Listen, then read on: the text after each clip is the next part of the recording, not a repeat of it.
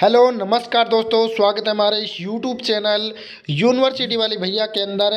और आज की इस वीडियो के अंदर हम आपके सामने लेकर आ गए हैं एक और नया मॉडल पेपर। जी हाँ दोस्तों, ये रहने वाला है पर्यावरण अध्ययन का। चाहे राजस्थान के किसी भी विश्वविद्यालय से आप तैयारी कर रहे हैं, यानी कि किसी भी विश्वविद्यालय से BA BSc BCom का कोर्सेज कर रहे हैं, उन सब के लिए अति महत्वपूर्ण प्रश्नों का संग्रह हम आपके सामने लेकर आ गए हैं। 250 MCQ प्रश्न आपके सामने रहने वाले हैं। 1 घंटे के अंदर इनका निपटारा करने वाले हैं। BA BSc BCom BBA BFA BCA किसी भी प्रकार का कोई भी कोर्सेज कर रहे हैं, उन सभी के लिए ये मॉडल पेपर रहने वाला है। सभी प्रश्नों का रट्टा मार लेना, पेपर के अंदर यही प्रश्न आपको देखने को मिलने वाले हैं। पिछले 5 सालों से हम मॉडल पेपर बना रहे हैं दोस्तों, एक भी मॉडल पेपर हमारा गलत नहीं जाता है। अब की बार भी हम आपके लिए पर्यावरण अध्ययन का मॉडल पेपर लेकर आ गए हैं, इसको पूरा देख लीजिएगा। इसके अलावा भी अगर आपको यकीन नहीं होता तो हमारी बहुत सारी अन्य वीडियो जो ओल्ड मॉडल पेपर है उनका सॉल्यूशन भी हमने हमारे यूट्यूब चैनल के ऊपर डाल रखा है, उसको भी देख लीजिएगा। चलिए अब एक प्यारा सा कमेंट कर दीजिए बाबा बजरंगबली के प्रति, क्योंकि बाबा बजरंगबली के प्रति हमें अटूट विश्वास है कि हमारा मॉडल पेपर खाली नहीं जाएगा, उसके अंदर से 70 से 80% का कार्य आ ही आएगा। तो एक प्यारा सा कमेंट कर दीजिए बाबा बजरंगबली के नाम। अगर आपका किसी भी प्रकार का कोई डाउट है तो वो भी आप कमेंट सेक्शन के अंदर पूछ सकते हैं। तो चलिए बाबा बजरंगबली का नाम लेकर पेपर की शुरुआत कर लेते हैं, क्योंकि बाबा बजरंगबली की कृपा दृष्टि से हमारा जो पेपर है वो 100% सही एवं सटीक जाता है। पहला प्रश्न यहाँ पर है, राष्ट्रीय पर्यावरणीय अभियांत्रिक अनुसंधान केंद्र स्थित है, तो ये नागपुर के अंदर स्थित रहेगा। इसका राइट आंसर क्या रहेगा? ऑप्शन नंबर डी रहेगा। इसके बाद अगला प्रश्न है, सीता माता वन्य जीव अभ्यारण्य किसके लिए प्रसिद्ध है? तो उड़ने वाली गिलहरी के लिए प्रसिद्ध है। इसके बाद निम्न में से कौन सा राजस्थान का राज्य पशु है? तो राज्य पशु जो है वो ऊंट रहेगा। यहाँ पर ये जो निशान लगा है किसी बच्चे को दिया था करने के लिए, तो वो गलत लगा दिया है, तो इसका जो राइट आंसर रहेगा वो यहाँ पर ऊंट रहेगा। इसके बाद अगला प्रश्न देखिए, वन्य जीव संरक्षण कानून में भारत में कब लागू हुआ? तो ये 1972 के अंदर वन्य जीव संरक्षण कानून भारत के अंदर लागू हुआ था। इसके अंदर नेक्स्ट प्रश्न देखिए, IPCC का पूरा नाम, IPCC का पूरा नाम होता है इंटीग्रेमेंटल पैनल ऑन क्लाइमेट चेंज। ठीक है। इसके बाद नेक्स्ट प्रश्न देखिए, लिथोस्फीयर में मुख्य तत्व पाए जाते हैं। समय बहुत ही हमारे पास कम है, इसलिए मैं जल्दी जल्दी इस वीडियो को करवा रहा हूं। अगर आपको समझ नहीं आ रहा है तो वीडियो को 2 से 3 बार देख लीजिएगा, इन्हीं प्रश्नों को पढ़ के जाइएगा। गारंटी के साथ मैं बोलता हूं 60 से 70 नंबर आपके पेपर के अंदर आसानी से आ जाएंगे। तो हमारा प्रश्न था, लिथोस्फीयर में मुख्य तत्व पाए जाते हैं, तो लिथोस्फीयर में मुख्य तत्व कौन से होते हैं? इसका राइट आंसर रहेगा A1 व SI। ठीक है। इसके बाद नेक्स्ट प्रश्न देखिए, पर्यावरण शब्द की उत्पत्ति हुई है। पर्यावरण शब्द की उत्पत्ति फ्रांस से हुई है। इसके बाद नेक्स्ट प्रश्न देखिए, नेक्स्ट है, जैविक अंतःक्रिया स्तर सर्वाधिक होता है, तो ये इसका राइट आंसर रहेगा ऑप्शन नंबर डी, परजीविता में होता है। इसके बाद नेक्स्ट प्रश्न देखिए, भारत सरकार ने राष्ट्रीय गृह व आवास पॉलिसी अंगीकृत की थी, ये कब अंगीकृत की थी? तो ये 1998 के अंदर की थी। इसके बाद नेक्स्ट प्रश्न देखिए, कौन सी गैस को वैश्विक तापन क्षमता की गणना में के संदर्भ के रूप में काम में लिया जाता है? तो ये लिया जाता है कार्बन डाइऑक्साइड को। ऑप्शन नंबर बी इसका राइट आंसर रहेगा। इसके बाद नेक्स्ट प्रश्न देखिए, उष्ण कटिबंधीय वन अनुसंधान संस्था कहाँ पर स्थित है? इसका राइट आंसर रहेगा ऑप्शन नंबर सी, जबलपुर के अंदर। इसके बाद नेक्स्ट प्रश्न देखिए अपना, नागोया प्रोटोकॉल निम्न में से किससे संबंधित है? तो जैव विविधता से नागोया जो प्रोटोकॉल है वो संबंधित है। इसके बाद सत्यमंगलम वन्य जीव अभ्यारण्य कौन से राज्य में स्थित है? सत्यमंगलम वन्य जीव अभ्यारण्य जो स्थित है वह रहेगा तमिलनाडु के अंदर।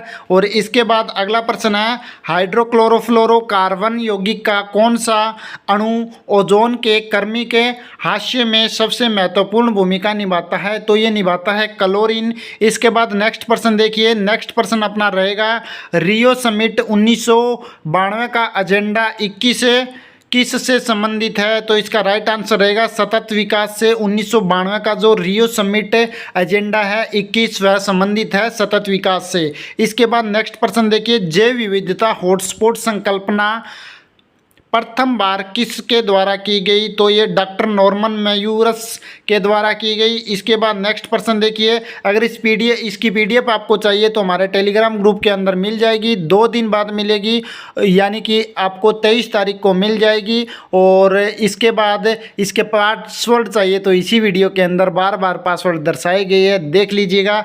अगला प्रश्न है अपना, विश्व की सबसे बड़ी आर्द्रभूमि तंत्र, तो ये पेंटानल रहेगा, साउथ अमेरिका के अंदर रहेगी।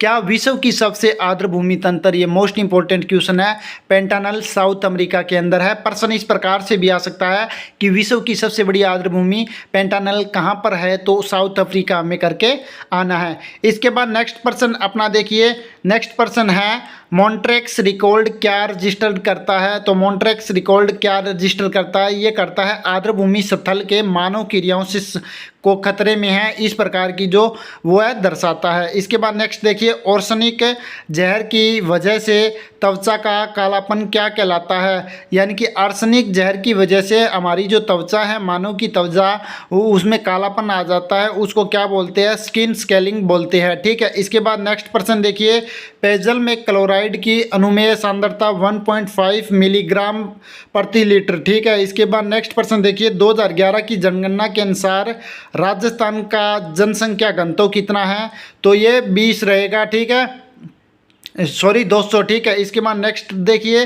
राजस्थान में कुपड़ पट्टी मिलती है, राजस्थान में कुपड़ पट्टी कहाँ पे मिलती है, तो नागौर अजमेर के अंदर मिलती है। इसके बाद देखिए, सीमेंट संयंत्र व चूने के पत्थर की खानों में काम करने वाले व्यक्ति कौन से रोग से के प्रति ज़्यादा उन्मूलित होते हैं, यानी कि उनको कौन सा रोग ज़्यादा अपनी ओर खींचता है, तो ये रहेगा सिलिकोसिस। ठीक है, इसके बाद नेक्स्ट प्रश्न देखिए, नेक्स्ट है जनसंख्या पिरामिड का उपयोग होता है, तो जनसंख्या पिरामिड का उपयोग उम्र लिंग वितरण के प्रदर्शन में किया जाता है। दोस्तों, अगर वीडियो पसंद आ रही है तो कृपया करके वीडियो को लाइक कर दीजिए। अगर आपका किसी भी प्रकार का कोई भी डाउट है तो आप वो क्लियर कर सकते हैं कमेंट सेशन के माध्यम से। और अगर वीडियो पसंद आ रही है तो वीडियो के लिए जय बाबा बजरंगबली के नाम से एक प्यारा सा कमेंट हमारे लिए कर दीजिएगा। नेक्स्ट प्रश्न देखिए, सिड्रोसिस रोग किन धूलकणों के सांस के साथ अंदर जाने से होता है, तो ये सिलिका धूल होती है और इसके बाद सिलिका धूल होती है। इसके बाद नेक्स्ट देखिए, मानव जनसंख्या वृद्धि व इसकी भविष्य में वृद्धि के अनुमान का अध्ययन क्या कहलाता है, ये कहलाता है डेमोग्राफ। इसके बाद नेक्स्ट प्रश्न देखिए, IUCN का पूरा नाम, IUCN का पूरा नाम होता है इंटरनेशनल यूनियन फॉर कंस्ट्रक्शन। ठीक है, इसके बाद नेक्स्ट प्रश्न देखिए, नेक्स्ट प्रश्न अपना है भारत का राष्ट्रीय पुष्प, भारत का राष्ट्रीय पुष्प सभी बच्चों को पता है, पहली कक्षा का बच्चा भी बता सकता है, कमल। इसके बाद व्हेल इनमें से किस श्रेणी का जीव है, व्हेल मछली होती है एक प्रकार की, ये किस प्रकार का जीव है, ये एक स्तनधारी जीव है। इसके बाद नेक्स्ट प्रश्न देखिए, ध्वनि प्रदूषण मापने की इकाई क्या होती है, ध्वनि प्रदूषण मापने की इकाई डीबी भी बोल देते हैं, डेसिमल। ठीक है, इसके बाद नेक्स्ट प्रश्न देखिए, भोपाल गैस त्रासदी के लिए कौन सा रसायन जिम्मेवार था, ये मोस्ट इंपॉर्टेंट क्वेश्चन है। भोपाल गैस त्रासदी कब हुई थी, ये आपको कमेंट सेशन के अंदर बताना है। इसका राइट आंसर रहेगा AIC कैथिल आइसोसिलियन। ठीक है, इसके बाद नेक्स्ट प्रश्न देखिए, जीव जो अपना भोजन स्वयं बनाते हैं क्या कहलाते हैं, स्वयं पोषी। साइंस का अच्छा प्रश्न है। इसके बाद निम्न में से कौन सा ऊर्जा स्रोत इको फ्रेंडली है, तो सौर ऊर्जा जो है वो इको फ्रेंडली रहेगा। इसके बाद हाई टेस्ट इको फ्लोराइट, हाई टेस्ट हाइपोक्लोराइट का रासायनिक सूत्र क्या है, तो ये रहेगा CaOCl2। ठीक है, इसके बाद नेक्स्ट प्रश्न देखिए, इटाई रोग से संबंधित धातु कौन सी है, CD।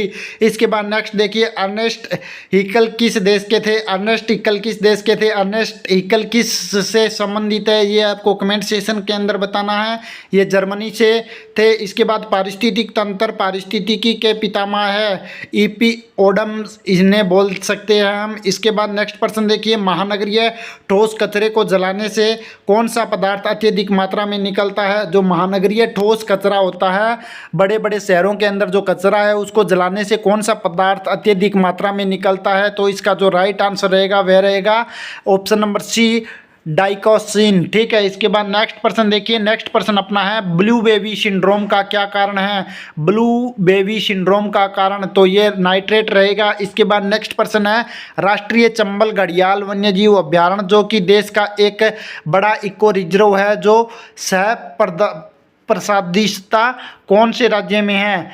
तो ये कहाँ पर स्थित है? ये रहेगा राजस्थान, उत्तर प्रदेश व मध्य प्रदेश के अंदर है। क्या प्रश्न है? राष्ट्रीय चंबल घड़ियाल वन्य जीव अभ्यारण्य, जो कि देश का एक बड़ा इको रिजर्व है, तो ये कहाँ पर स्थित है? ये राजस्थान, उत्तर प्रदेश व मध्य प्रदेश के अंदर स्थित है। इसके बाद देखिए, निम्न में से कौन सा सबसे ज़्यादा कार्बन डाइऑक्साइड का द्रव्यमान उत्सर्जित करता है जबकि सभी का एक समान मात्रा में जलाया जाए? तो जैसे केरोसिन को, गैलोसियन को, प्राकृतिक गैस या फिर प्रोपेन। तो इसका जो राइट आंसर है वो आपको कमेंट सेशन के अंदर बताना है। इसके बाद हाइड्रोपोनिक्स क्या है? हाइड्रोपोनिक्स एक मृदा रहित पादप संवर्धन है। इसके बाद जलवायु परिवर्तन की राष्ट्रीय फार्म योजना का कौन सा हिस्सा नहीं है? तो प्रदूषण नियंत्रण राष्ट्रीय मिशन जो है वो जलवायु परिवर्तन की राष्ट्रीय फार्म योजना का हिस्सा नहीं है। इसके बाद निम्न में से कौन से राज्य में सरकार ने अधिकतम इको सेंसिटिव जोन की संख्या पहचानी है, जो कि पर्यावरण संरक्षण अधिनियम 1986 के तहत है? महाराष्ट्र इसका राइट आंसर रहेगा। इसके बाद नेक्स्ट प्रश्न देखिए, संघजात क्या है? तो संघजात क्या, ये खाद्य जाल क्या है? खाद्य जाल क्या है? खाद्य श्रृंखला जो निरंतर एक दूसरे से जुड़ी होती है। इसका राइट आंसर रहेगा। 50 प्रश्न होने वाले हैं। वीडियो के लिए 50 लाइक तो बनते हैं। जल्दी जल्दी सभी बच्चे लाइक कर दीजिए। हार्मोन्स क्या है? हार्मोन्स एक जैविक कार्बनिक पदार्थ है। इसके बाद नेक्स्ट प्रश्न देखिए, पारिस्थितिक तंत्र शब्द का उपयोग सर्वप्रथम किसने किया था? तो इसका जो राइट आंसर है वो टॉन्सले रहेगा। इसके बाद नेक्स्ट प्रश्न देखिए, वायु प्रदूषण निवारण एवं नियंत्रण अधिनियम भारत में किस वर्ष से लागू हुआ? इसका राइट आंसर रहेगा 1981। दोस्तों, आपको वीडियो बोरिंग जरूर लग रही होगी, लेकिन मैं विश्वास दिलाता हूँ आपको, अगर 2 से 3 बार इस वीडियो को देख लोगे, क्योंकि मैं जल्दी जल्दी आपको रिवीजन के तौर पे इस वीडियो के अंदर जो क्वेश्चन है वो करवा रहा हूँ। 250 क्वेश्चन 1 से 1.5 घंटे के अंदर करवाना कोई खेल नहीं है, तो वो मैं आपको करवा रहा हूं। तो जल्दी जल्दी आप इन्हीं सभी क्वेश्चनों को 1 से 2 बार वीडियो को देख लीजिएगा। गारंटी के साथ बोलता हूं, आपका जो पर्यावरण अध्ययन का पेपर है उसमें आप टॉप करके आएंगे। चलिए नेक्स्ट प्रश्न देख लेते हैं। यहाँ पर जल में फ्लूओराइड की मात्रा कौन से रोग का कारक है? तो इसका हड्डियों में विकार। जल में फ्लोराइड की मात्रा कौन से रोग का कारक है? तो ये रहेगा हड्डियों में विकार। ठीक है। इसमें निम्न में से कौन सा पारिस्थितिकी पिरामिड सदैव सीधा होता है? तो ऊर्जा का पिरामिड। ठीक है। इसके बाद नेक्स्ट प्रश्न है, जनसंख्यांकी अध्ययन है। जनसंख्यिकी अध्ययन क्या है? जनसंख्या वृद्धि कहलाता है। ठीक है। इसके बाद देखिए, कौन सी विधि जन जागरूकता के प्रचार की सबसे महत्वपूर्ण विधि है? इसका राइट आंसर रहेगा जैसे व्याख्यान विधि, प्रदर्शन विधि या प्रशिक्षण शिविर या उपयुक्त सभी। तो इसका राइट आंसर रहेगा उपयुक्त सभी। हमें क्या करना है कि कौन सी विधि है जो जन जागरूकता के प्रचार की सबसे महत्वपूर्ण विधि है? तो व्याख्यान विधि तो एक प्रकार का व्याख्यान, किसी कार्य के अंदर व्याख्या डालना, प्रदर्शन विधि और प्रशिक्षण विधि। तो सबसे अच्छी मेरे को शायद से तो इसका जो राइट आंसर है वो प्रशिक्षण शिविर रहेगा, लेकिन बच्चे ने यहाँ पर उपरोक्त सभी किया है। तो अगर इसका जो आंसर है आपको पता है तो आप कमेंट सेशन के अंदर बताइएगा। अन्य बच्चे भी आपका कमेंट देख के इस प्रश्न को अच्छे से पहचान पाएंगे। इसके बाद नेक्स्ट प्रश्न देखिए, वर्षा जल संचयन के उद्देश्य क्या होता है? इसका जो राइट आंसर है उपरोक्त सभी रहेगा। वाहन हानि को कम करना, भूजल दूषण को कम करना, बाढ़ आने की घटनाओं को कम करना, वर्षा जल संचयन।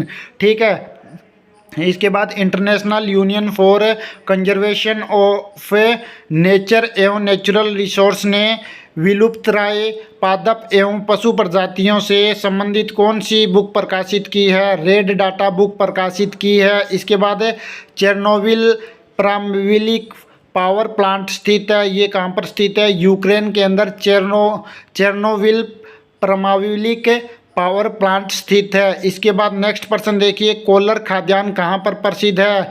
कोलार खाद्यान्न ये प्रसिद्ध रहेगी, सोने व चांदी के लिए प्रसिद्ध है। कोलार खाद्यान्न किसके लिए प्रसिद्ध है? ये प्रसिद्ध रहेगी सोने व चांदी के लिए। एपिको आंदोलन के प्रेरणता थे इसके पांडुरंगा हेडगे जो थे प्रेरणता थे। इसके बाद शुद्ध जल की तुलना में अशुद्ध जल का बॉइलिंग पॉइंट बीपी कितना होता है? ज़्यादा होता है, कम होता है, हमें बताना है। तो इसका जो शुद्ध जल की तुलना में अशुद्ध जल का बॉइलिंग पॉइंट होता है ज़्यादा। ठीक है। इसके बाद नेक्स्ट प्रश्न देखिए, ओजोन को मापा जाता है, ओजोन को किस से मापा जाता है? डॉप्सन से मापा जाता है ओजोन को। इसके बाद पर्यावरण है, पर्यावरण क्या है? खुला तंत्र रहेगा। इसके बाद इरावदी नदी स्थित है, इरावदी नदी कहाँ पर स्थित है? म्यांमार के अंदर स्थित है। इसके बाद खेजड़ली गांव स्थित है, खेजड़ली गांव कहाँ पर स्थित है? बीकानेर में, चूरू में, जयपुर में, इनमें से कोई नहीं। तो इसका जो राइट आंसर रहेगा वो रहेगा इनमें से कोई नहीं। जो खेजड़ली गांव है वो जोधपुर में स्थित रहेगा, ध्यान रखना है, ठीक है।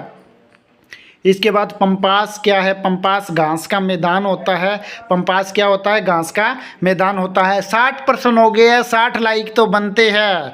चलिए नेक्स्ट प्रश्न देख लेते हैं। नेक्स्ट प्रश्न अपना है राजस्थान का राजकीय पुष्प रोहिड़ा।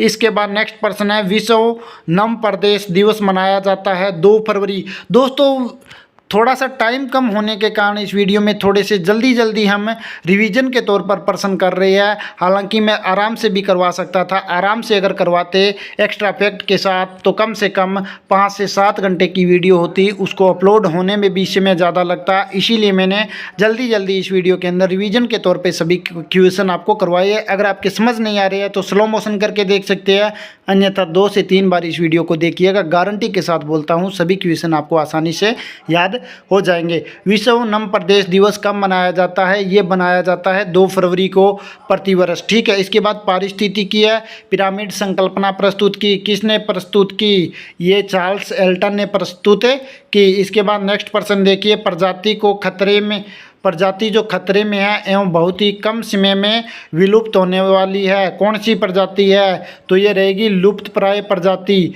कौन सी प्रजाति? लुप्तप्राय प्रजाति, ठीक है। इसके बाद नेक्स्ट प्रश्न देखिए, WWF का विस्तार, WWF का पूर्ण रूप या पूरा रूप बोल देते हैं तो वर्ल्ड विल लाइफ फॉरवर्ड, ठीक है। ये इसका राइट आंसर रहेगा, वर्ल्ड विल लाइफ फंड, ठीक है। इसके बाद नेक्स्ट प्रश्न देखिए, वन्य संरक्षण अधिनियम 1972 के उद्देश्य है। वन्य संरक्षण अधिनियम 1972 के क्या उद्देश्य है? वन्य जीवों की सुरक्षा एवं संरक्षण करना, ठीक है। इसके बाद नेक्स्ट प्रश्न देखिए, आधुनिक कृषि के विपरीत प्रभाव, आधुनिक कृषि के विपरीत प्रभाव हमें बताने हैं तो ये क्या रहेंगे? जल प्रदूषण, मृदा प्रदूषण, जल भराव या उपरोक्त सभी। आधुनिक कृषि, आधुनिक पुराने समय की बोल सकते हैं हम। कृषि के विपरीत प्रभाव, जल प्रदूषण या फिर मृदा प्रदूषण या जल भराव या उपरोक्त सभी। इसका जो राइट आंसर रहेगा वो रहेगा उपरोक्त सभी। इसके बाद नेक्स्ट प्रश्न देखिए, ऑटोमोबाइल एग्जॉस्ट का मुख्य प्रदूषक कार्बन मोनोऑक्साइड, ठीक है। इसका right answer option number B रहेगा। इसके बाद भारत में इनमें से कौन से पौधे औषधि का स्रोत है? जैसे एक्यूलिप्टस, नीम, तुलसी, उपरोक्त सभी। तो उपरोक्त सभी इसका राइट आंसर आएगा, क्योंकि जैसे कोई भी ले लो, तुलसी सब जो है वो औषधि के रूप में काम आती है, नीम भी काम आता है, तो उपरोक्त सभी इसका राइट आंसर हो जाएगा। यूकेलिप्टस अगर किसी बच्चे को पता नहीं है तो ये भी एक औषधि के रूप में काम आने वाला पौधा रहेगा। इसके बाद नेक्स्ट प्रश्न देखिए, यदि भूमंडलीय ऊष्मन को समय रहते नियंत्रित नहीं किया जाएगा तो क्या होगा? तो क्या होने वाला है सबको पता है, ये हो जाएगा समुद्री जल स्तर बढ़ जाएगा और समुद्री जल स्तर अप्रभावित भी हो जाएगा, यानी कि अनियंत्रित हम बोल सकते हैं। समुद्र का जल स्तर जो बढ़ेगा तो ऑटोमेटिक ही सभी को पता है वो अनियंत्रित या फिर अप्रभावित भी होगा, ठीक है। इसके बाद नेक्स्ट प्रश्न देखिए, नेक्स्ट प्रश्न अपना है, निम्न में से कौन सा राष्ट्रीय उद्यान असम में स्थित है?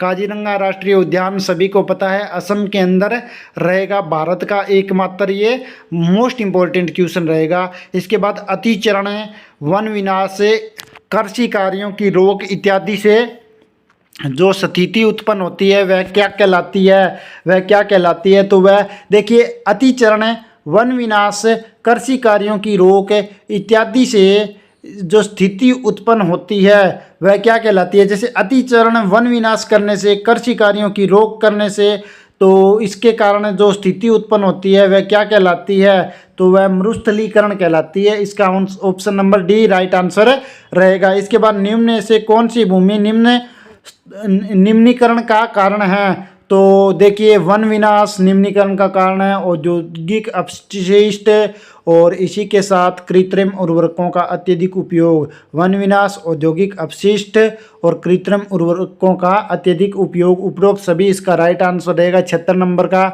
इसके बाद 77 नंबर है जल प्रदूषित किससे जल प्रवेश में होता है। ये प्रश्न देखिए, इसका जो राइट आंसर रहेगा उपरोक्त सभी घरेलू जल, मल, कृषि, रसायन अपशिष्ट, औद्योगिक अपशिष्ट और उपरोक्त सभी। तो इसका राइट आंसर उपरोक्त सभी रहेगा। इसके बाद औद्योगिक क्षेत्र में ध्वनि प्रदूषण की सीमा 80 डेसिबल रहेगी, ठीक है। इसके बाद यहाँ से एक प्रश्न ये भी बन जाता है कि ध्वनि को मापने का संयंत्र क्या कहलाता है। हेक्टाडेसिमल भी बोल देते हैं या फिर डेसिबल भी बोल देते हैं, ठीक है। इसके बाद है किसी झील के किनारे के पास सबसे शीर्ष क्षेत्र कौन सा होता है। किसी झील के किनारे के पास सबसे शीर्ष क्षेत्र कौन सा होता है, तो ये हमें बताना है। तो इसका जो राइट आंसर रहेगा वो ऑप्शन नंबर सी रहेगा हमारे हिसाब से। कौन सा, बेथिक क्षेत्र रहेगा। इसके बाद नेक्स्ट प्रश्न देखिए, थोस्फियर की संरचना एवं क्रियात्मक इकाई होती है। पारिस्थितिकी तंत्र, बायोम या फिर जाति। तो इसका जो राइट आंसर है वो आपको कमेंट सेशन के अंदर बताना है। हम आपको डाउट में नहीं रखना चाहते हैं, क्योंकि इस प्रश्न का आंसर हमें डाउट में लग रहा था, इसीलिए हमने इसको छोड़ दिया है। इसका वो जो रहेगा वो या तो ए रहेगा या फिर बी रहेगा। इसका जो राइट आंसर है वो ए या बी में से एक रहेगा। वो आपको कमेंट सेक्शन के अंदर बताना है क्या रहेगा। 19 मिनट हो चुके हैं अभी और 80 प्रश्न करवा दिए हैं। आपको क्या लगता है कि सभी प्रश्न हम 250 प्रश्न आपको 1 घंटे के अंदर कवर करवा देंगे। चलिए नेक्स्ट प्रश्न देख लेते हैं। नेक्स्ट है, भारत में कॉपीराइट कानून कब आया था। भारत में कॉपीराइट कानून 1957 में आया था। इसके बाद लेटेराइट प्रतिनिधित्व करता है लाल मृदा को, ठीक है। इसके बाद भारत में कुल कितने राष्ट्रीय पारक अभ्यारण्य प्रोजेक्ट टाइगर से संबंधित है। तो ये कितने रहेंगे, ये रहेंगे 51। और कुल मिला के कितने हैं वो आपको कमेंट सेशन के अंदर बताना है। बहुत ही सरल आंसर इसका रहने वाला है। इसके बाद गंगा एक्शन प्लान GAPB जिसे बोल देते हैं, इसकी शुरुआत कब हुई थी। तो इसकी शुरुआत जनवरी 1986 के अंदर की गई थी। इसके बाद नेक्स्ट प्रश्न है, एक्सॉन्स वोल्टेज क्या है। तो एक होलवायक जो 1989 में अलास्का के तट पर डूब गया था। देखिए एक्सॉन क्या वोल्टेज क्या है, ये क्या था, एक होलवायक था, तेलवाहक था जो 1989 में अलास्का के तट के ऊपर डूब गया था। इसका right answer option number C रहेगा। इसके बाद नेक्स्ट प्रश्न है, निम्न में से किसकी तरंग दैर्घ्य बैंगनी किरण की तरंग दैर्घ्य से कम होती है। तो ये रहेगी पराबैंगनी विकिरण, अवकरण विकिरण और नीली किरण और लाल किरण। 4 ऑप्शन हमारे सामने हैं। ऑप्शन नंबर ए इसका राइट आंसर रहेगा, पराबैंगनी विकिरण, ठीक है। इसके बाद नेक्स्ट प्रश्न देखिए, गहन पारिस्थितिकी क्या है। गहन पारिस्थितिकी क्या है, ये है अपने लिए प्रकृति की रक्षा करना। 0.4 तथा 0.7 माइक्रोमीटर वाली तरंग दैर्घ्य की विद्युत चुंबकीय विकिरण कहलाती है। ये दृश्य प्रकाश कहलाती है, ठीक है। इसके बाद नेक्स्ट प्रश्न देखिए, जल प्रदूषण किस कारण से होता है। तो मल व अन्य अपशिष्ट से, कृषि से निकला अपशिष्ट, औद्योगिक अपशिष्ट, इन सभी के कारण क्या होता है, जल प्रदूषण होता है। उद्योगों के कारण जो अपशिष्ट होता है, मल व अन्य अपशिष्ट, कृषि से निकला अपशिष्ट।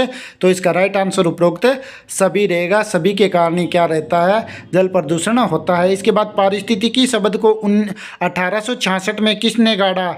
तो अर्नेस्ट हैकल ने इसका नाम दिया था। पारिस्थितिकी शब्द को 1866 में अर्नेस्ट हैकल ने इसको नाम दिया था। इसके बाद अर्थ पावर किसके द्वारा संचालित होता है।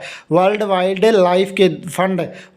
लाइफ फंड एक पर्सन ऊपर भी आया था, उसके द्वारा अर्थ पावर संचालित किया जाता है। इसके बाद निम्न में से कौन सी एक नॉन ग्रीन गैस हाउस है। देखिए निम्न में से कौन सी एक नॉन ग्रीन हाउस गैस है। तो ये कार्बन मोनोऑक्साइड रहेगी इसका राइट आंसर। इसके बाद नेक्स्ट प्रश्न देखिए, साइबेरियन क्रेन कौन से राष्ट्रीय उद्यान पक्षी अभ्यारण्य की नियमित अंगुतक है, तो केवला देवी राष्ट्रीय उद्यान इसका राइट आंसर रहेगा। इसके बाद प्रथम पौष्टिकता स्तर संबंधित है, सूर्य के प्रकाश से संबंधित है। इसके बाद नेक्स्ट प्रश्न देखिए, प्रथम पौष्टिकता स्तर संबंधित सूर्य के प्रकाश से, ठीक है। सभी हरित पादप और सभी शाकाहारी और सभी जानवर, तो ये सूर्य का प्रकाश ही इसका राइट आंसर रहेगा, क्योंकि सूर्य के प्रकाश से जो पौधे होते हैं वो लेते हैं और पौधों से क्या करते हैं, पौष्टिकता का स्तर हमें भी मिल जाता है, फल फ्रूट या फिर जैसे पशुओं को घास वगैरह मिल जाता है, ठीक है। इसके बाद निम्न में से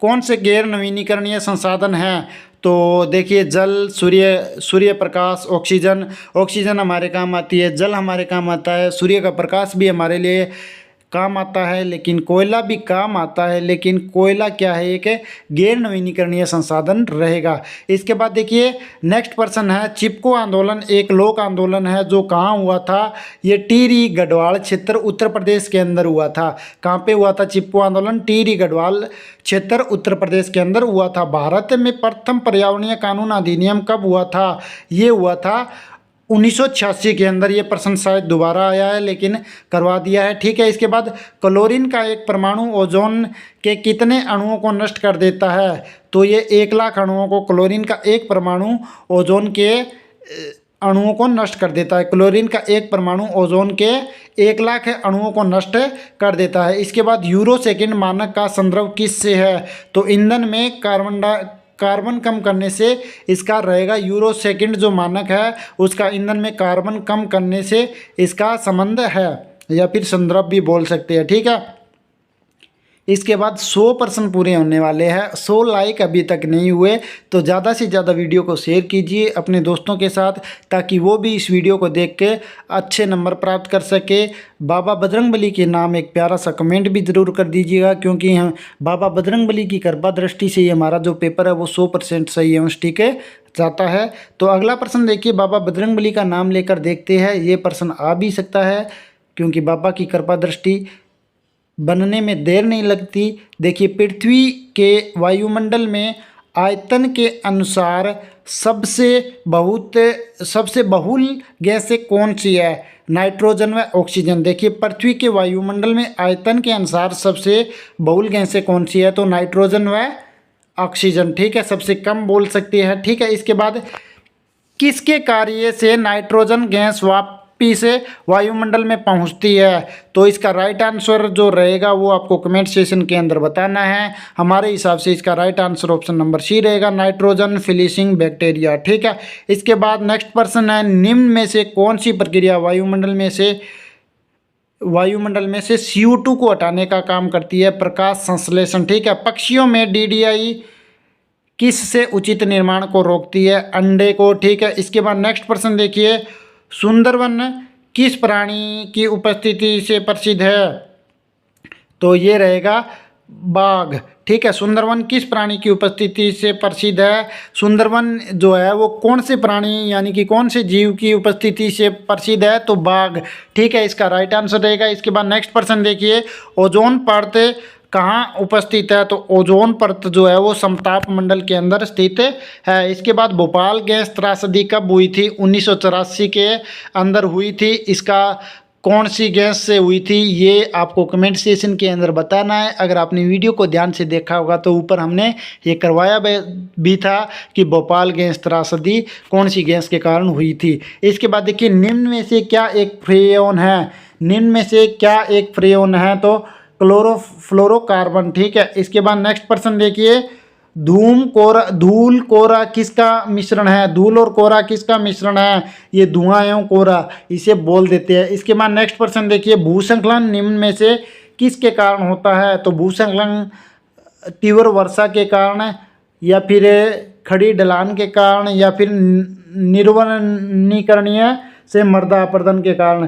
तो भूसंकलन, भूमि का संकलन किसके, इन तीनों के कारण होता है। अगर तेज़ बारिश आएगी तो भी होगा, खड़ी ढलान के कारण भी भूमि का संकलन हो जाता है, भूमि का कटाव हो जाता है, और मृदा अपरदन को तो हम बोलते ही है भूमि का कटाव। तो इसका राइट आंसर उपरोक्त सभी रहेगा। इसके बाद नेक्स्ट प्रश्न है, सतत विकास से अभिप्राय, सतत विकास से आपका अभिप्राय ये क्या है, पर्यावरण संरक्षण के साधन। ठीक है, इसके बाद नेक्स्ट प्रश्न देखिए, निम्न में से कौन सी एक विषाक्त धातु है? विषाक्त धातु केडियम रहेगी। ऑप्शन नंबर बी इसका राइट आंसर रहेगा। विषाक्त धातु कौन सी रहेगी?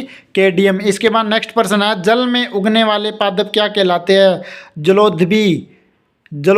जलोद्भिद क्या कहलाते हैं? जल में उगने वाले पादप कहलाते हैं जलोद्भिद। ठीक है, इसके बाद नेक्स्ट प्रश्न है, खाद्य श्रृंखला जो कि आपस में एक दूसरे से जुड़ी हुई है कहलाती है खाद्य जाल। ये प्रश्न भी ऊपर हमने करवाया था, घूम के प्रश्न दे दिया, घुमा के ही प्रश्न देंगे ज़्यादा। ठीक है, इसके बाद नेक्स्ट प्रश्न है, जल के अंदर होने वाला पारिस्थितिकीय अनुक्रमण क्या कहलाता है? जलकर्मक कहलाता है। इसके बाद कार्बन मोनोऑक्साइड युक्त वातावरण में मनुष्य की मृत्यु क्यों हो जाती है? तो इसका जो राइट आंसर है, रक्त में मौजूद हीमोग्लोबिन के साथ जुड़कर उसकी ऑक्सीजन को अवशोषित करने में बाधा उत्पन्न करता है। देखिए, कार्बन मोनोऑक्साइड युक्त वातावरण में मनुष्य की मृत्यु इसलिए हो जाती है क्योंकि रक्त में मौजूद हीमोग्लोबिन है, उसके साथ जुड़कर उसकी ऑक्सीजन को अवशोषित करने में बाधा उत्पन्न करता है। कौन? Carbon monoxide. ठीक है, इसी के कारण मानव की या फिर मनुष्य की मृत्यु हो जाती है। इसके बाद देखिए, OTEC निम्नलिखित में से किसका संक्षिप्त रूप है? तो ये समुद्र तापीय ऊर्जा का रूप रहेगा। इसके बाद नेक्स्ट प्रश्न देखिए, समताप मंडल की मोटाई वायुमंडल में कितनी है? तो समताप मंडल की मोटाई वायुमंडल में 50 किलोमीटर रहेगी। इसके बाद नेक्स्ट प्रश्न देखिए, बिहार में कौन सी नदी के कारण बाढ़ आती है? तो बिहार में कौन सी नदी के कारण बाढ़ आती है? तो ये आपको कमेंट सेशन के अंदर बता सकते हैं, बाकी कोसी इसका आंसर रहेगा। क्योंकि देखिए, जो बिहार में कोसी नदी है, कोसी नदी है, कोसी के साथ गंडक नदी भी है जो गंगा नदी की सहायक नदी है। तो इसका जो राइट आंसर रहेगा, क्योंकि कोसी नदी है उसी के कारण बाढ़ आती है। ठीक है, तो इसके बाद नेक्स्ट प्रश्न देखिए, विश्व का सबसे खराब रेडियोधर्मी प्रदूषण जो कि नाभिकीय रिएक्टर आपदा से हुआ कहाँ पर हुआ था? ये कहाँ पे हुआ था? तो ये चार्नोबिल यूक्रेन के अंदर हुआ था। इसका राइट आंसर रहेगा ऑप्शन नंबर डी। इसके बाद विश्व वन दिवस कब मनाया जाता है? 21 मार्च को विश्व वन दिवस मनाया जाता है। इसके बाद नेक्स्ट प्रश्न देखिए, बीज बचाओ आंदोलन का मुख्य उद्देश्य किसका संरक्षण है? बीज बचाओ आंदोलन का मुख्य संरक्षण किसका संरक्षण है? मुख्य उद्देश्य क्या है? तो ये फसल का रहेगा। इसका right answer option number C रहेगा। इसके बाद नेक्स्ट प्रश्न देखिए, नेक्स्ट प्रश्न क्या है?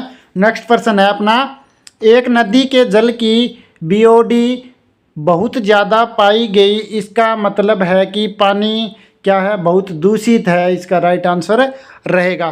ठीक है, इसके बाद नेक्स्ट प्रश्न देखिए, मिनामाटा रोग होता है। मिनामाटा रोग किसके कारण होता है? पारा एक धातु है, पारा सबसे भारी धातु भी है। मिनामाटा रोग पारा के कारण होता है। इसके बाद देखिए, पारिस्थितिकी तंत्र के दो घटक क्या है? पारिस्थितिकी तंत्र के दो घटक जैविक एवं अजैविक कारक होते हैं। इसके बाद नेक्स्ट प्रश्न देखिए, निम्न में से किस राष्ट्रीय उद्यान को शेर को संरक्षित किया जाता है? देखिए, निम्न में से किस राष्ट्रीय उद्यान में शेर को संरक्षित किया जाता है? तो गिर कहाँ पर है? गिर राष्ट्रीय उद्यान कहाँ पर है? ये रहेगा गुजरात के अंदर। और इसके अंदर क्या किया जाता है? शेर को संरक्षित किया जाता है, शेर को इकट्ठा किया जाता है या फिर शेर को सुरक्षित भी रखा जाता है। गिर कहाँ पे? गुजरात। और गुजरात के अंदर कहाँ पे? ये आपको कमेंट सेशन के अंदर बताना है। इसके बाद नेक्स्ट प्रश्न देखिए, पर्यावरण के संदर्भ में PAN का अर्थ, पर्यावरण के संदर्भ में PAN का अर्थ क्या होता है? पर ऑक्सी एटीटाइल नाइट्रेट। ठीक है, इसके बाद नेक्स्ट प्रश्न देखिए, 32 मिनट हो चुके हैं, 126 प्रश्न हुए हैं। क्या हम 1 घंटा के अंदर सभी प्रश्नों को आसानी से कवर कर पाएंगे? देखते हैं। चलिए नेक्स्ट प्रश्न, वीडियो को लाइक कर दीजिए, हम कवर तो कर ही लेंगे बाबा बजरंगबली की कृपा दृष्टि से। विश्व एड्स दिवस वर्ष के कौन से दिन मनाया जाता है?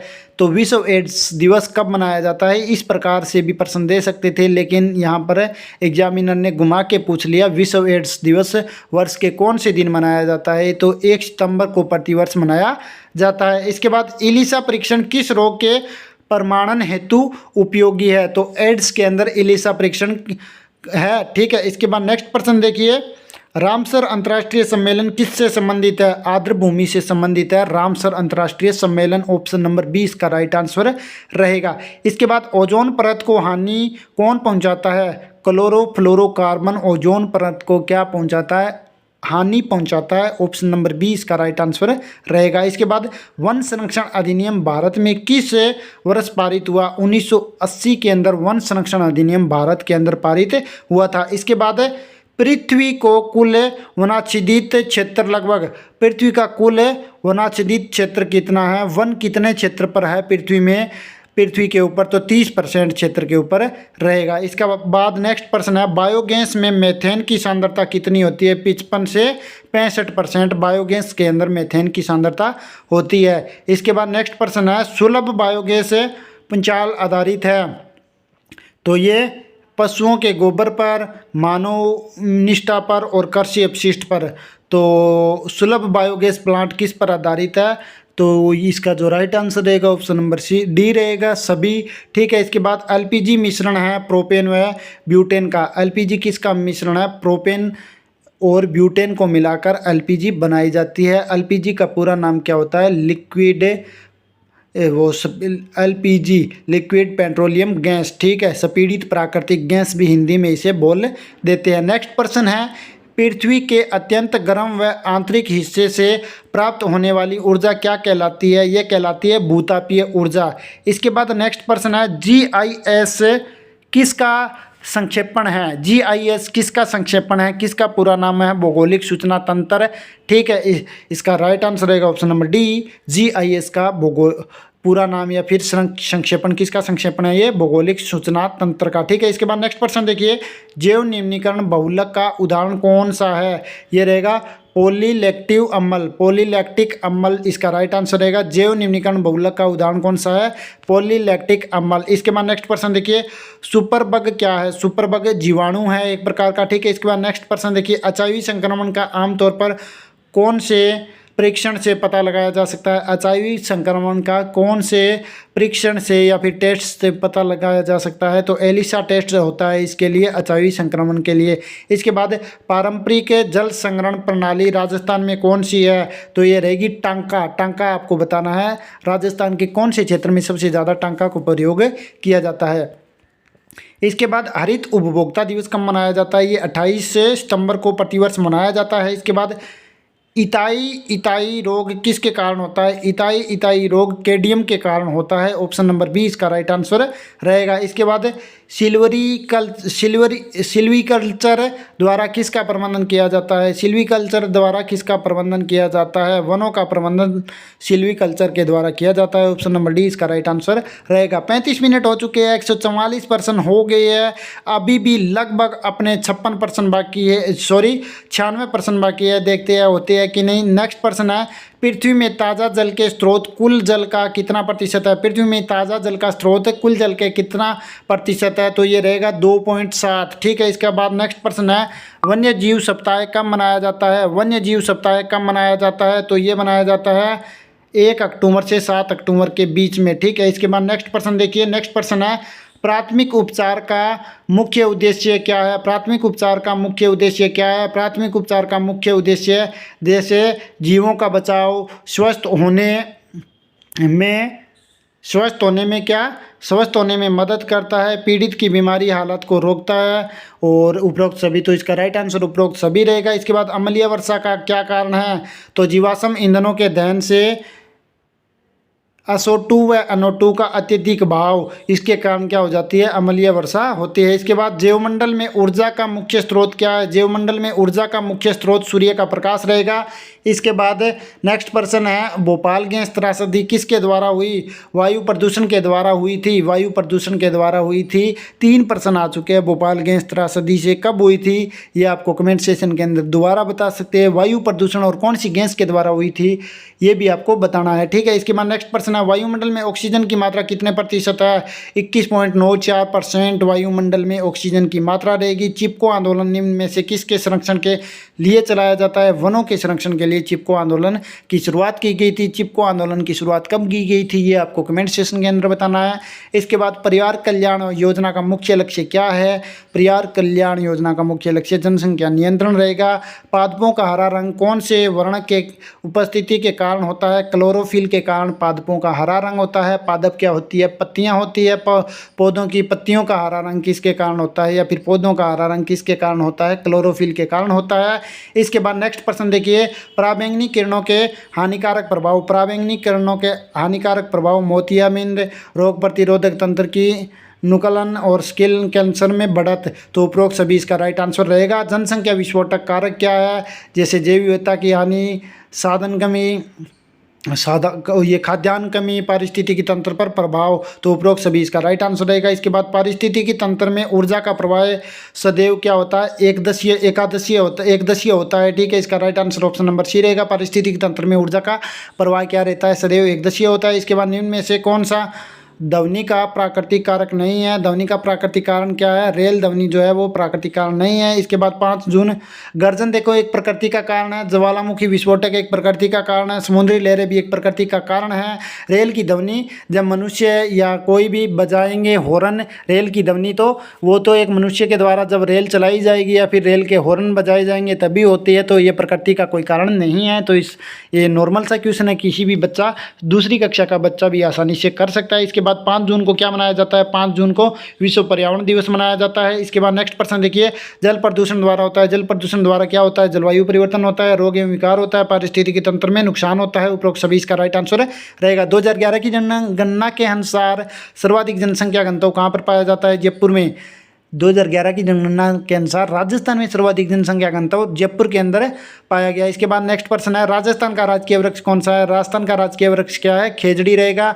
पीलिया होता है। पीलिया किसके कारण होता है? जल प्रदूषण के कारण पीलिया होता है। इसके बाद नेक्स्ट प्रश्न है, साइटलेट वैली स्थित है। साइटलेट वैली कहाँ पर स्थित है? केरल के अंदर साइटलेट वैली स्थित है। इसके बाद नेक्स्ट प्रश्न देखिए, ऊर्जा का पिरामिड सदैव होता है। ऊर्जा का पिरामिड सदैव क्या होता है? सीधा रहेगा। इसके बाद नेक्स्ट प्रश्न देखिए, केंद्रीय प्रदूषण नियंत्रण बोर्ड CPCB की स्थापना कब हुई? केंद्रीय प्रदूषण नियंत्रण बोर्ड की स्थापना कब हुई थी? तो 1974 के अंदर। ऑप्शन नंबर सी इसका राइट आंसर रहेगा। 1974 में केंद्रीय प्रदूषण नियंत्रण बोर्ड की स्थापना की गई थी। इसके बाद नेक्स्ट प्रश्न है, पृथ्वी में कितनी विशाल टेक्टोनिक प्लेटें पाई जाती है? तो इसका जो राइट आंसर रहेगा वो रहेगा ऑप्शन नंबर B12। ठीक है, इसके बाद नेक्स्ट प्रश्न देखिए, अम्लीय वर्षा का pH हमेशा निम्न से होता है। निम्न से क्या होता है? 5।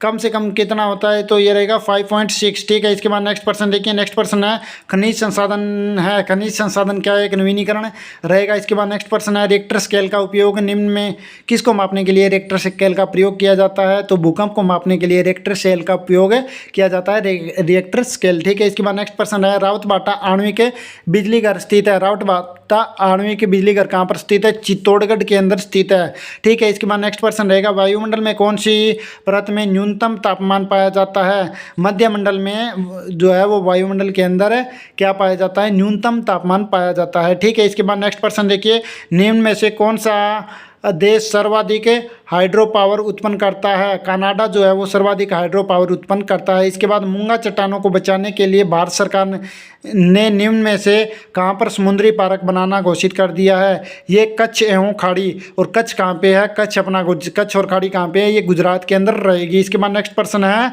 निम्न में से कौन सा प्राथमिक प्रदूषक नहीं है? कौन सा प्राथमिक प्रदूषक नहीं है? SO2 जो है वो प्राथमिक प्रदूषक नहीं है। इसके बाद नेक्स्ट प्रश्न है, जलवायु परिवर्तन पर क्योटो प्रोटोकॉल की परिकल्पना की गई। जलवायु परिवर्तन पर क्योटो प्रोटोकॉल की परिकल्पना कब की गई? तो ये कब की गई थी? 1997 में की गई थी। इसके बाद 176 क्वेश्चन हो चुके हैं, अभी 75 क्वेश्चन लगभग बाकी है। चलिए देखते हैं होते हैं कि नहीं। 20 मिनट हमारे पास अभी बची हुई है। रामसर सम्मेलन हस्ताक्षरित किया गया था, ये ईरान के अंदर किया गया था। समय ज़्यादा भले ही लग जाए थोड़ा बहुत, लेकिन रिवीजन आपको पूरा करवा के जाएंगे, गारंटी के साथ बोलते हैं। एक भी क्वेश्चन यहाँ पर छूटने वाला नहीं है, पूरे 250 क्वेश्चन हम आपको करवाएंगे। इसके बाद नेक्स्ट प्रश्न देखिए, 40% तक वनस्पति आच्छादित क्षेत्र का वन कहलाता है। ये क्या कहलाता है? संगन वन कहलाता है। 40% तक वनस्पति आच्छादित क्षेत्र वन क्या कहलाता है? ये संगन वन कहलाता है। इसके बाद सबसे तेज भूकंपीय तरंग कौन सी है? P तरंग। ठीक है, इसके बाद नेक्स्ट प्रश्न देखिए, नेक्स्ट प्रश्न अपना क्या है? सतत विकास का सिद्धांत पहली बार world commission on environment and development WCED ने दिया था।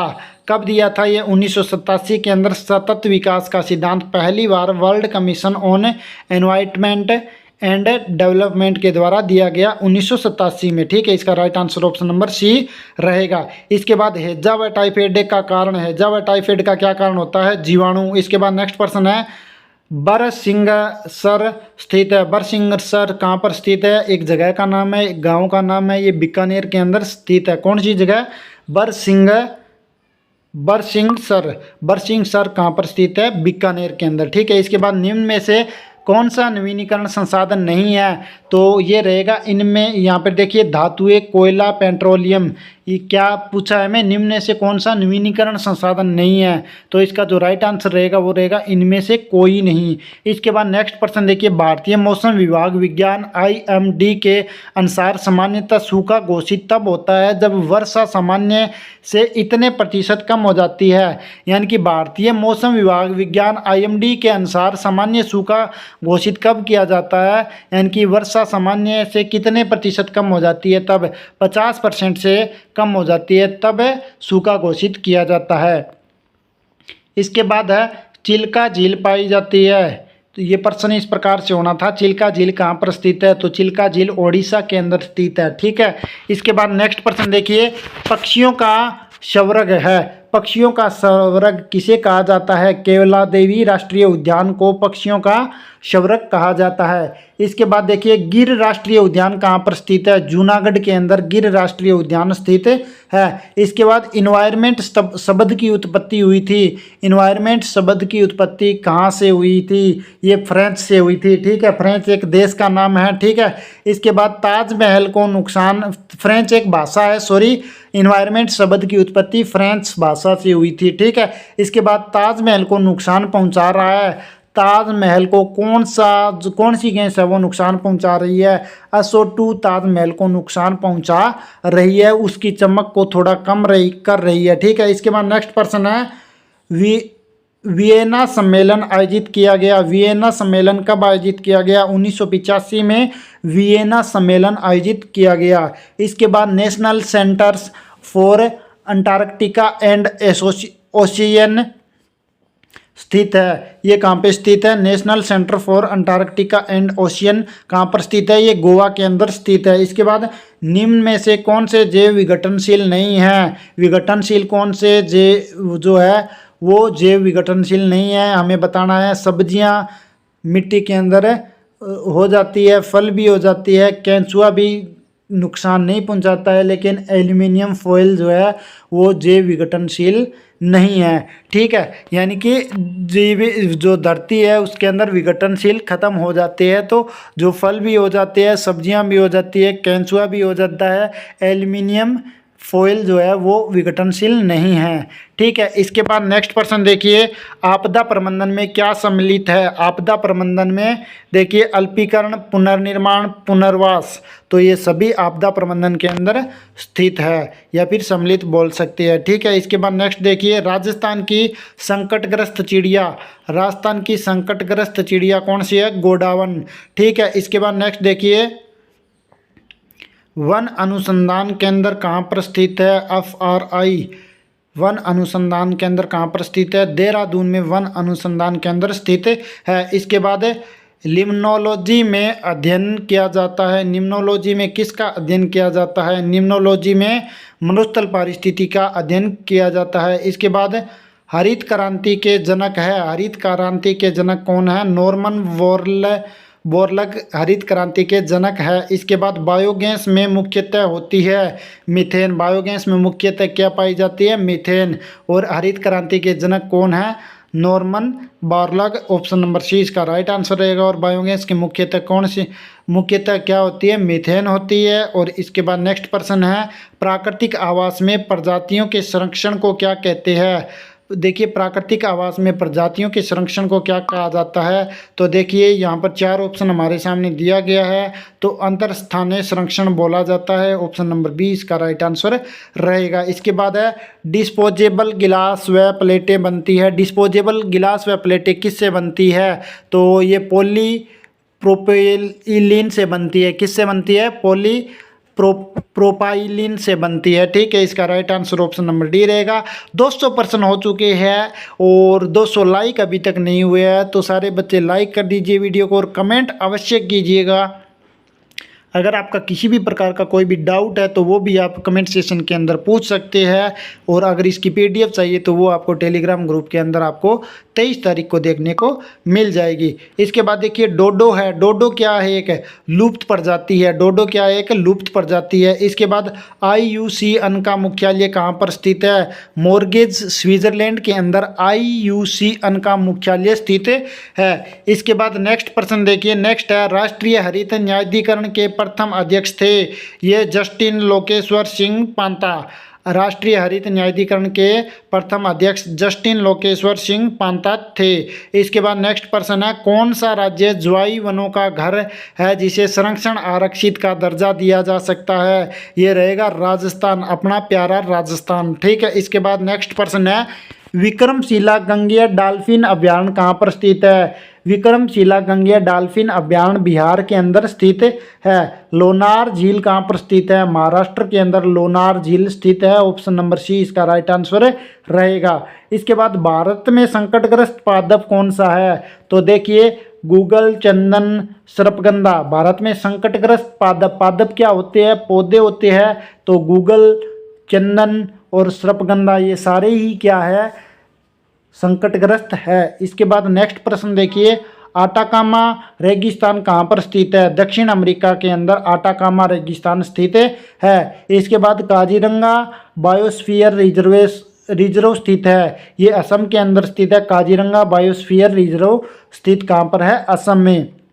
ऑप्शन नंबर सी इसका राइट आंसर रहेगा। इसके बाद नेक्स्ट प्रश्न है, आक्कल जीवाश्म पार्क कहाँ पर स्थित है? जैसलमेर के अंदर आक्कम जीवाश्म पार्क स्थित है। इसके बाद आसवान बांध कहाँ पर स्थित है? नील नदी पर आसवान बांध स्थित है। इसके बाद नेक्स्ट प्रश्न देखिए, राजस्थान निम्न में से किस राज्य के गठन के बाद देश का सबसे बड़ा राज्य बना? छत्तीसगढ़ के बाद राजस्थान क्या है? देश का सबसे बड़ा राज्य बन गया। ठीक है, इसके छत्तीसगढ़ के बनने से पहले कौन सा राज्य था ये आपको कमेंट सेक्शन के अंदर बताना है। लेकिन छत्तीसगढ़ भारत का राज्य बनने के बाद देश का सबसे बड़ा राज्य राजस्थान बन गया। इसके बाद नेक्स्ट प्रश्न देखिए, आधुनिक कृषि का दुष्प्रभाव। आधुनिक कृषि का दुष्प्रभाव देखिए, मृदा अपघटन, जल प्रदूषण, जलाक्रांत, तो ये सभी इसका राइट आंसर रहेगा। इसके बाद खाद्य श्रृंखला का वास्तविक अंत। खाद्य श्रृंखला का वास्तविक अंत क्या है? परपक्षी। इसके बाद राजस्थान का क्षेत्रफल कितना है? सबसे आसान क्वेश्चन, 3,42,239 वर्ग किलोमीटर राजस्थान का कुल क्षेत्रफल है 2011 की जनगणना के अनुसार। ठीक है, इसके बाद नेक्स्ट प्रश्न देखिए, पारिस्थितिकी पद चिन्ह की मापक इकाई, ये वैश्विक हेक्टेयर रहेगा। इसके बाद नेक्स्ट प्रश्न देखिए, मेलाथियोन है। मेलाथियोन क्या है? एक प्रकार का कीटनाशक है। मेलाथियोन क्या है? एक प्रकार का कीटनाशक है। इसके बाद निम्नलिखित में से कौन सा रोग सही रूप से पानी नहीं पीने की वजह से होता है? हिपेटाइटिस जो है ए व ई, हिपेटाइटिस ए व ई क्या होता है?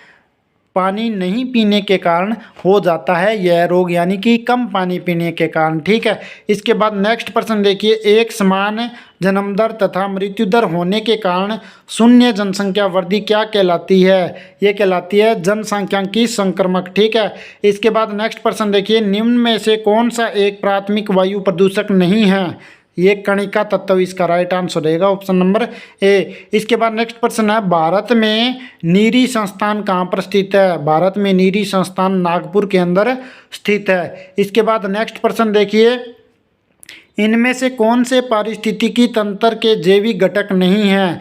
तो ये इसका राइट आंसर रहेगा खनिज एवं गैस। ठीक है, ऑप्शन नंबर सी। इसके बाद इनमें से कौन सा रोग जल जनित नहीं है? मलेरिया जो रोग है वो जल जनित रोग नहीं है।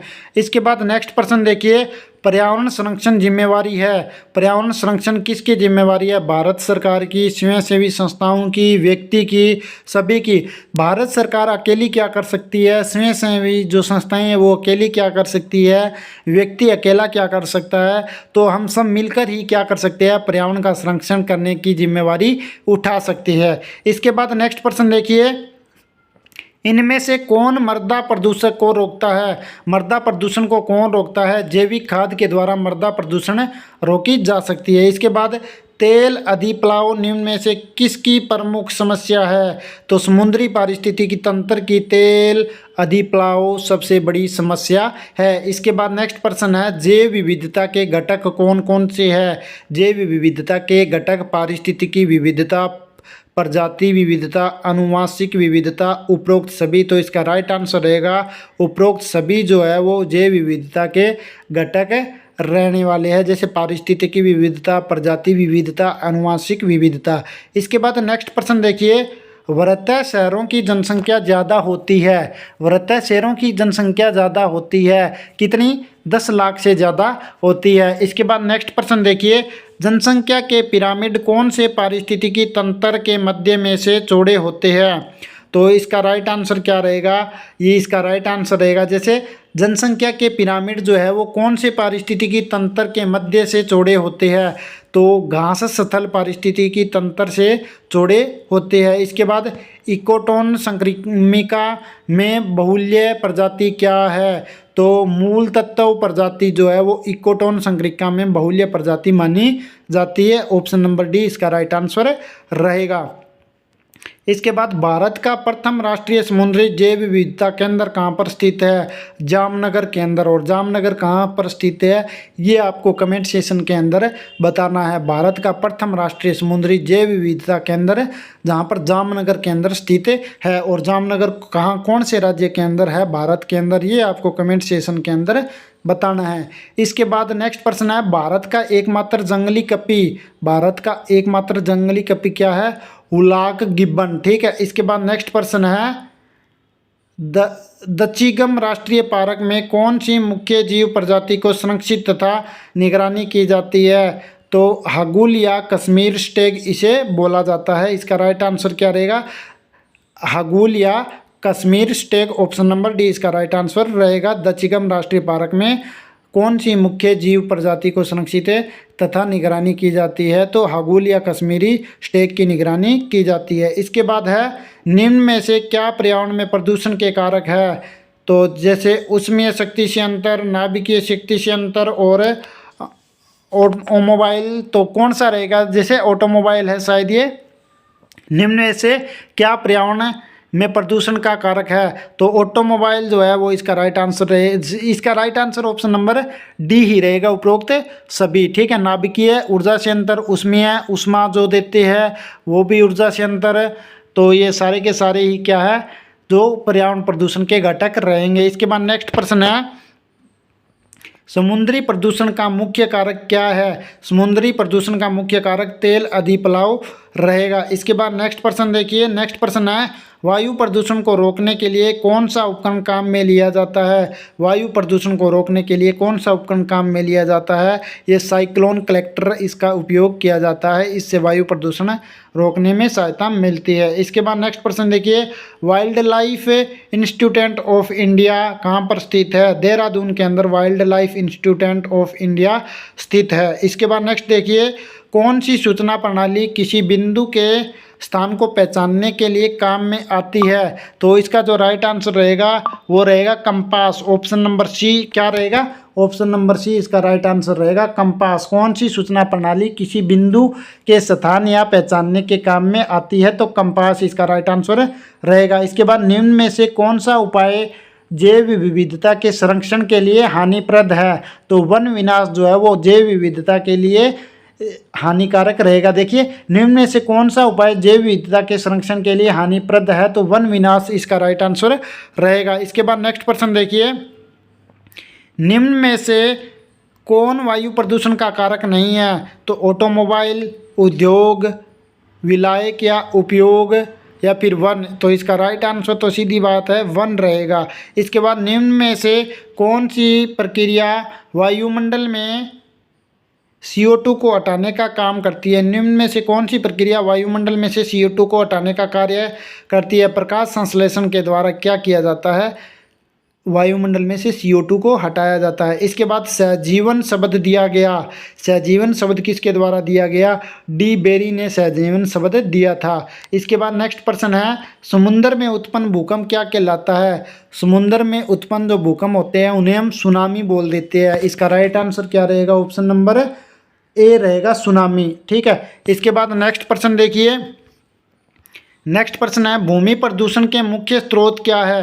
भूमि प्रदूषण के देखिए, औद्योगिक अपशिष्ट, कृषि अपशिष्ट, उपरोक्त में से कोई नहीं, दोनों ए एवं बी। तो औद्योगिक अपशिष्ट और कृषि अपशिष्ट दोनों ही भूमि प्रदूषण के मुख्य स्रोत है। इसके बाद देखिए, निम्न में से कौन सी पारिस्थितिकी तंत्र के पौष्टिक स्तर में प्रथम आते हैं? तो पौधे जो होते हैं वो पारिस्थितिकी तंत्र के पौष्टिक स्तर में प्रथम आते हैं। इसके बाद नेक्स्ट प्रश्न देखिए, ऑक्सीजन की अनुपस्थिति में अपशिष्ट को जलाना क्या कहलाता है? ऑक्सीजन की अनुपस्थिति में अपशिष्ट पदार्थों को जलाना क्या कहलाता है? पायरोलाइसिस इसे बोला जाता है। ठीक है। ऑक्सीजन की अनुपस्थिति में अगर अपशिष्ट पदार्थों को हम जलाएंगे तो उसे पायरोलाइसिस बोला जाता है। इसके बाद नेक्स्ट प्रश्न देखिए, पर्यावरण को सुधारा जा सकता है। पर्यावरण को किसके द्वारा सुधारा जा सकता है? पर्यावरण संरक्षण से पर्यावरण को सुधारा जा सकता है। इसके बाद देखिए, निम्न में से कौन सा ऊर्जा स्रोत इको फ्रेंडली है? तो सौर ऊर्जा जो है वो इको फ्रेंडली रहेगा। निम्न में से कौन सा ऊर्जा स्रोत इको फ्रेंडली रहेगा? तो सौर ऊर्जा रहेगा। इसके बाद गोबर गैस उपयोगी है। गोबर गैस क्या करने के लिए उपयोगी है? खाद्य के रूप में, बायोगैस बनाने के रूप में, तो खाद्य के रूप में और बायोगैस बनाने के रूप में। तो बायोगैस बनाने के लिए ही गोबर का उपयोग किया जाता है। खाद्य के रूप में, तो खाद्य के रूप में तो वैसे हम उपयोग में नहीं लेते हैं इसे, लेकिन खाद्य सामग्रियां पकाने के लिए इसका उपयोग ज़रूर किया जाता है। इसके बाद अंतिम प्रश्न देख लीजिए। अंतिम प्रश्न अपना रहने वाला है, निम्न में से कौन सी परेशानी ध्वनि प्रदूषण से नहीं होती है? अतिसार जो है वो ध्वनि प्रदूषण के द्वारा परेशानी हमारे द्वारा नहीं होती है। निम्न में से कौन सी परेशानी जो है वो ध्वनि प्रदूषण से नहीं होती है? तो अतिसार नहीं होती है, बहरापन भी हो जाता है, अति रक्तदाब भी हो जाता है, चिड़चिड़ापन भी हम महसूस कर लेते हैं ध्वनि प्रदूषण के कारण। जैसे डीजे के आगे या फिर कोई बाज़ार में गए हैं तो बस ट्रेन के हॉर्न के वजह से हम चिड़चिड़ापन महसूस करने लगते हैं, या फिर किसी जो साउंड होता है उसके पास हम खड़े होते हैं, ध्वनि एकदम से ध्वनि आएगी तो कुछ देर के लिए हमें बहरापन सा महसूस हो जाएगा। तो इसका जो राइट आंसर रहेगा वो अतिसार रहेगा। ये इतने ही प्रश्न हैं, 250 प्रश्न मैंने आपको यहाँ पर करवा दिए। कितने? 250। और टाइम भी आप यहाँ पर देख सकते हैं, 1 घंटा भी नहीं लगाया है यहाँ पर कवर करने में। 1 घंटे के अंदर हमने एक्स्ट्रा फैक्ट भी बता दिए हैं, सारी बातें हमने आपको बता दी है। 250 प्रश्न करवाए हैं और इसके अंदर गारंटी के साथ बोलता हूँ 250 प्रश्नों से आपके पेपर के अंदर 70 प्रश्न देखने को आसानी से मिल जाएंगे। तो इस वीडियो को 1 से 2 बार ज़रूर देखिएगा, एक बार में आपके समझ नहीं आएगा, क्योंकि मैंने रिवीजन 4 से 5 घंटा की जो वीडियो बनती है उसको 1 घंटे में निपटा डाला है। तो इसीलिए 1 से 2 बार या फिर इसे स्लो मोशन में करके देख लीजिएगा। और इसकी PDF चाहिए तो वो भी आपको आंसर सहित हमारे टेलीग्राम चैनल, वो टेलीग्राम ग्रुप और चैनल के ऊपर मिल जाएगी। इस वीडियो के माध्यम से इतना ही। आशा करता हूँ आपको हमारी वीडियो पसंद आई होगी। दोस्तों, अगर आपको हमारी वीडियो पसंद आई है तो कृपया करके वीडियो को लाइक करें, कमेंट करें और अपने सभी दोस्तों के साथ वीडियो को ज़्यादा से ज़्यादा शेयर ज़रूर करें। साथ में हमारा उत्साह बढ़ाने के लिए हमारे इस YouTube चैनल को सब्सक्राइब ज़रूर कर लें, क्योंकि दोस्तों हम इसी प्रकार की और भी नई नई वीडियो आपके लिए समय के ऊपर लेकर आते रहते हैं। और हाँ, आपको हमारा ताबड़तोड़ रिवीजन किस प्रकार का लग गया आप हमें कमेंट सेशन के अंदर बता सकते हैं। आप फ़नी कमेंट भी कर सकते हैं, आपके ऊपर किसी भी प्रकार की कोई भी रोक टोक नहीं रहेगी। धन्यवाद।